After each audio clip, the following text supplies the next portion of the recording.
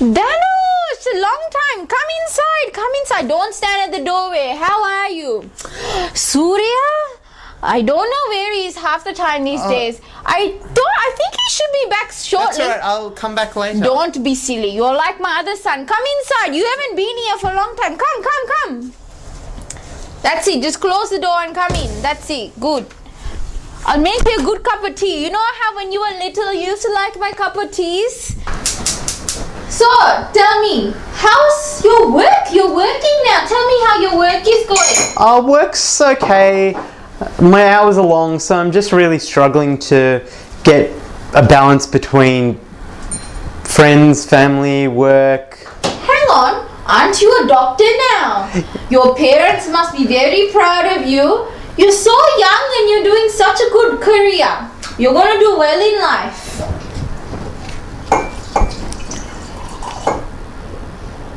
Ah, who are you texting? You young kids, you're into your texting these days. Who was that? It's someone special. Ah, so tell me, you don't have to hide this from me. You know, I used to be young like you as well. Tell me, is she Sri Lankan? So tell me, does she make you happy? Quite happy. I feel like I have a better grip at balancing my life. It's a great support.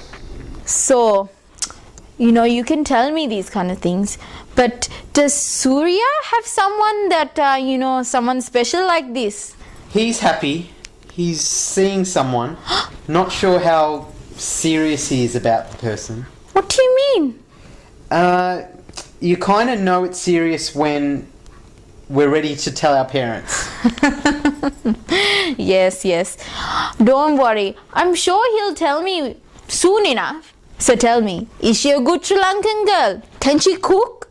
Does she sing or dance? Danush, you know earlier when we were in the kitchen, I think you said he, or do you mean she? I did. I don't know how to tell you this, but you know how I had the posters of Aishwarya in my bedroom? Same as Surya. I think I like Shah Rukh Khan more. Hold on. I'm confused. What do you mean? Yes, Auntie, I was confused too, but now I'm certain I like boys. What? You're gay? What do you mean you're gay? I've known you since you were a little boy. You never used to have long hair. Look at your hair. You never used to act overly feminine.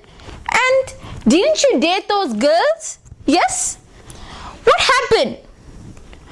Hey, who have you been hanging around with? I'm going to call your mum to find out. Mum and Dad, the whole family has come to terms with it. There's no one for you to console. Mum has been great. She's helped me get through to tell others. I've always been gay. I've always liked men. My friends at the time didn't provide me with any confidence that I would be accepted. And even family, it seemed too foreign at the time. Anytime I would bring up my sexuality, they would pretend I wasn't saying anything. They didn't want to know about it until I brought my partner home to meet them. They couldn't avoid what they already suspected to be true. Auntie, all I wanted was them to accept me still as one of them, that my sexuality doesn't make me an alien.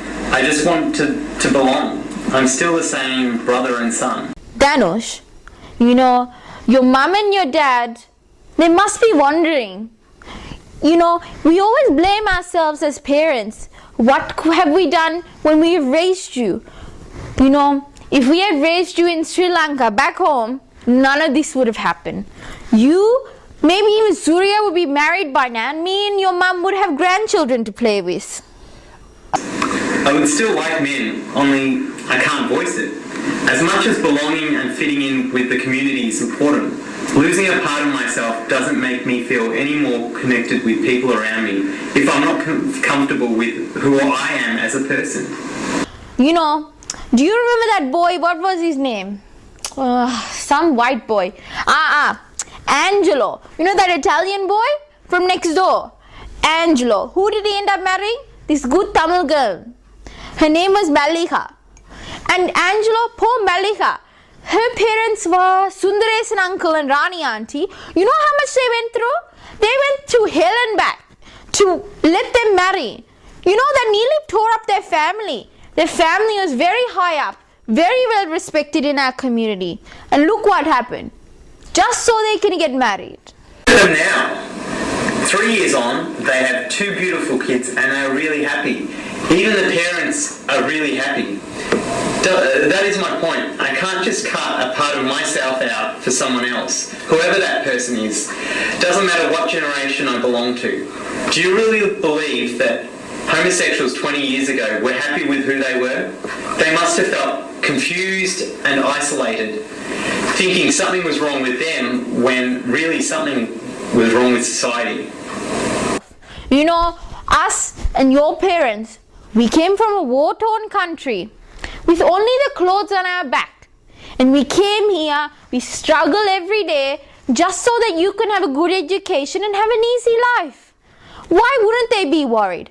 Do you know, have you even thought about what they're going through? All you young kids, just think about me, me, me. Proud to be Sri Lankan Hindu. I want the world to know I am, as well as where I've come from, and I always will stay true to this. I have no reason to hide myself. I'm all these things and gay. It makes me who I am. It's a significant part of my life. I won't shy away from it. It's no different to when my mum told her parents that she had met the man she was going to marry. We cannot accept this. It's not part of our religion or culture. If Surya or Mara came out, you're saying they wouldn't be accepted into either society, religion or culture? No way. We need you the most at this moment when we are becoming young adults. This is when we require your support and encouragement. Wouldn't you provide this? We've come from a different country and we try so hard to instill the culture, our values of our ancestors into you young people. But we also understand we're not that old, like your grandma and grandpa. We understand that you young kids need to fit into this Western society. But it's very hard for us to figure out what to do. Hang on, how are you meant to have kids? It's not natural, you know. Since I decided to be honest with my family, I did a lot of thinking and all possible arguments for and against. There is nothing in Hindu scripture that says that being homosexual is wrong. There are carvings and sculptures on Hindu temples showing sexually explicit acts of same-sex couples.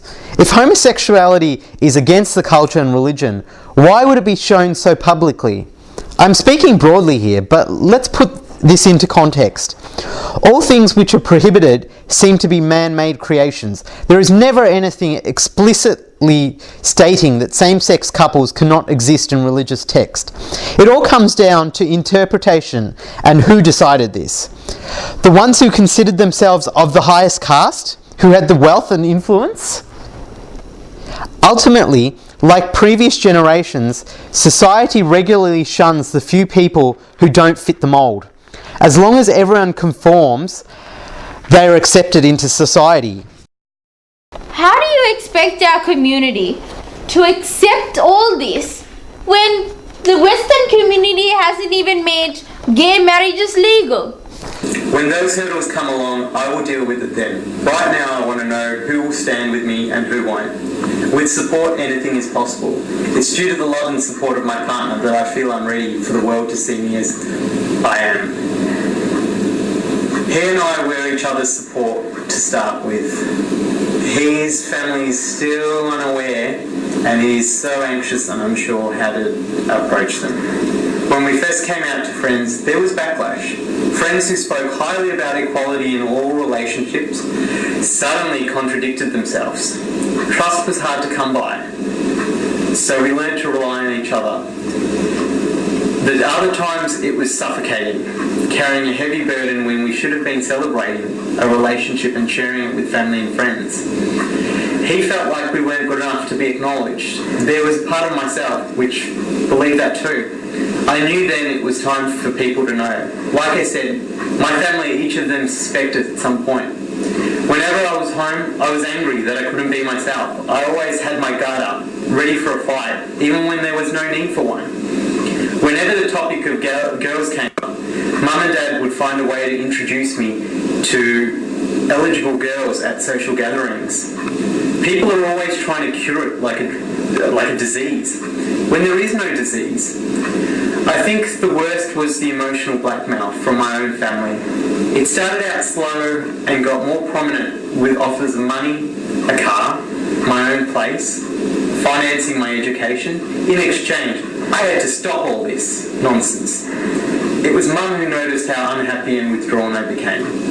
I would return home less and less. The day she pleaded with me to come home after months of hearing nothing from me, she met my partner. She looked me in the eye for the first time in a long time.